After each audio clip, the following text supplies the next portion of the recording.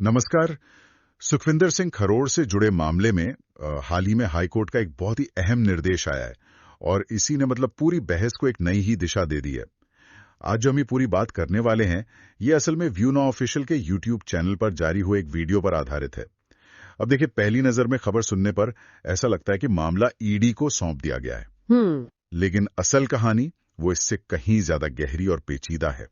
आज हम इसी की परतों को खोलेंगे क्योंकि इस कानूनी प्रक्रिया में एक ऐसी बारीकी छिपी है जो पूरे मामले का भविष्य तय कर सकती है। बिल्कुल, और वो बारीकी एक शब्द में छिपी है और वो शब्द है एडजुडिकेटिंग अथॉरिटी। Adjudicating authority? हाँ, हाईकोर्ट का निर्देश ये नहीं है कि ईडी जाकर और जांच करे। निर्देश ये है कि मामले को इस न्याय निर्णयन प्राधिकरण के सामने पेश किया जाए। अच्छा। और यहीं पर सबसे बड़ी गलतफहमी हो रही है। आमतौर पर लोग ईडी का नाम सुनते ही मान लेते हैं कि भाई जांच और तेज हो गई या शिकंजा कस गया है। हाँ, यही लगता है। लेकिन एडजुडिकेटिंग अथॉरिटी कोई जांच एजेंसी नहीं है। इसे आप एक तरह से एक स्पेशल फाइनेंशियल कोर्ट समझिए, जिसका काम ही पीएमएलए यानी मनी लॉन्ड्रिंग रोकथाम अधिनियम के मामलों की सुनवाई करना है। ओके। ये वो मंच है जहां जांच एजेंसी को अपने दावों को सबूतों के साथ साबित करना होता है। तो अगर मैं सही समझ रहा हूँ, ये मामला अब ईडी के दफ्तर से निकलकर एक जज के सामने जा रहा है। ये तो कहानी को पूरी तरह से बदल देता है। बिल्कुल। इसका मतलब तो ये हुआ कि जांच का जो दौर था वो एक तरह से पूरा हो गया और अब सुनवाई का दौर शुरू हो रहा है। आपने बिल्कुल सही पकड़ा। ये प्रक्रिया का अगला चरण है। अब तक ईडी ने जो भी जानकारी, सबूत या तथ्य इकट्ठे किए हैं, उन्हें एक चार्जशीट की तरह, जिसे यहाँ प्रोसिक्यूशन कंप्लेंट कहते हैं। अच्छा, प्रोसिक्यूशन कंप्लेंट। हाँ, उसे इस अथॉरिटी के सामने रखना होगा और ये एक तरफा नहीं होगा। बचाव पक्ष को भी उन सभी आरोपों का पॉइंट बाय पॉइंट जवाब देने का, अपने सबूत पेश करने का और ईडी के दावों को चुनौती देने का पूरा और बराबर का मौका मिलेगा। अच्छा, तो ये एक मुकदमे जैसी प्रक्रिया है, सिर्फ जांच नहीं। लेकिन एक सवाल उठता है यहाँ पर। हाँ। आम जनता के लिए तो ईडी का नाम जुड़ते ही मामला बहुत गंभीर हो जाता है, एक धारणा बन जाती है। सही बात है। तो क्या ये जो कानूनी बारीकी है कि मामला एक प्राधिकरण के पास गया है, ये उस धारणा को असल में बदल पाएगी? क्योंकि बाहर तो खबर यही है कि मामला ईडी के पास है। ये बहुत जरूरी सवाल है और यहीं पर इस प्रक्रिया का महत्व समझ में आता है। ये जो अथॉरिटी है, ये एक तरह से फिल्टर का काम करती है। फिल्टर? हाँ, इसका उद्देश्य ही यही है कि किसी भी मामले को मीडिया ट्रायल या सार्वजनिक धारणा के आधार पर नहीं, बल्कि ठोस सबूतों की कसौटी पर परखा जाए। ये इस बात को पक्का करती है कि सिर्फ आरोप लगा देना काफी नहीं है, उन्हें साबित भी करना होगा। अगर ईडी के पास पुख्ता सबूत है तो वो इस मंच पर टिकेंगे, और अगर आरोप सिर्फ अनुमानों पर आधारित है तो यहीं पर केस कमजोर पड़ जाएगा। तो हाँ, ये कानूनी प्रक्रिया सार्वजनिक धारणा को बिल्कुल चुनौती दे सकती है। ठीक है, तो ये समझना बहुत जरूरी है कि ये एक न्यायिक प्रक्रिया है और इसी प्रक्रिया में उन आरोपों को भी परखा जाएगा जिनका जिक्र हमारे स्रोत में है। स्रोत में कहा गया है कि कुछ बातें उठ रही हैं, जैसे इंफ्रास्ट्रक्चर का पूरा ना होना या फिर इन्वेंट्री का अधूरा होना। सच कहूं तो पहली बार सुनने में ये किसी बिजनेस की अंदरूनी समस्याएं लगती हैं। बिल्कुल, कोई बड़ा वित्तीय अपराध नहीं लगता। ये चीजें मनी लॉन्ड्रिंग जैसे गंभीर आरोप से कैसे जुड़ती हैं? बहुत अच्छा मुद्दा उठाया आपने। यहीं पर जो वित्तीय अपराध होते हैं ना, उनकी जटिलता सामने आती है। देखिए, मनी लॉन्ड्रिंग का मतलब सिर्फ काले धन को सफेद करना नहीं होता। अच्छा। इसका एक बड़ा हिस्सा होता है पैसों के स्रोत और उसके इस्तेमाल को छुपाना, जिसे अक्सर एक वैध व्यापार की आड़ में किया जाता है। अब इन आरोपों को इस नजरिए से देखते हैं। ठीक है।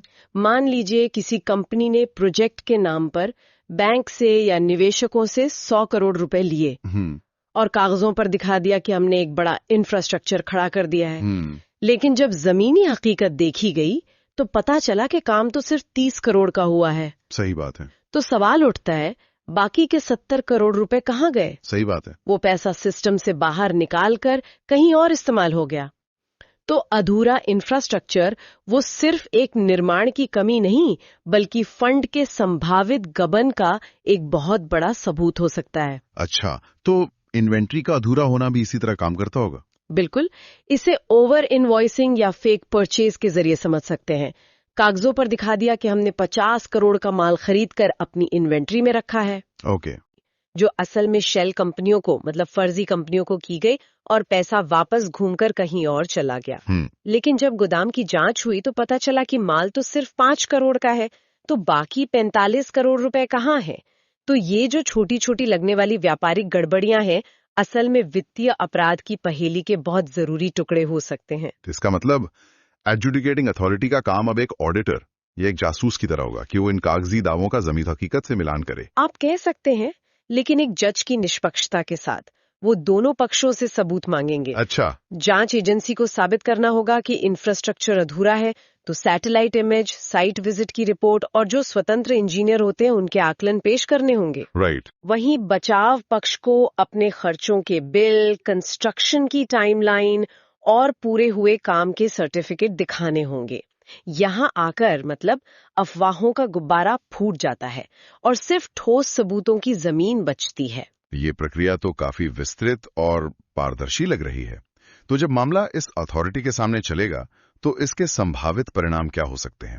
क्या ये सीधे किसी को दोषी या निर्दोष ठहराते हैं? नहीं, सीधे तौर पर नहीं। इस प्राधिकरण का मुख्य काम ये तय करना है कि ईडी द्वारा की गई कार्रवाई, जैसे किसी संपत्ति को अटैच करना या फ्रीज करना, और ये एक बहुत बड़ा कदम होता है और अक्सर ऐसे मामलों में एक अहम मोड़ साबित होता है। इसे आप एक तरह से फाइनल मुकदमे से पहले का एक लिटमस टेस्ट समझ सकते हैं। कई मामले इस स्टेज पर ही खत्म हो जाते हैं। तो हम ये उम्मीद कर सकते हैं कि जब सारे तथ्य और आंकड़े इस विशेष अदालत के सामने रखे जाएंगे तो जो भी अटकलें और बहसें चल रही हैं वो अपने आप एक निष्कर्ष पर पहुंचेंगी। निश्चित रूप से, क्योंकि तब राय तथ्यों पर आधारित होगी, सुनी सुनाई बातों पर नहीं। बिल्कुल। इस प्रक्रिया का मुख्य उद्देश्य ही यही है कि मामले को सनसनीखेज बनाने के बजाय तथ्यों के आधार पर उसकी गहनता से पड़ताल की जाए। जब दोनों पक्षों के तर्क और सबूत एक न्यायिक मंच पर टकराएंगे तो दूध का दूध और पानी का पानी हो जाएगा।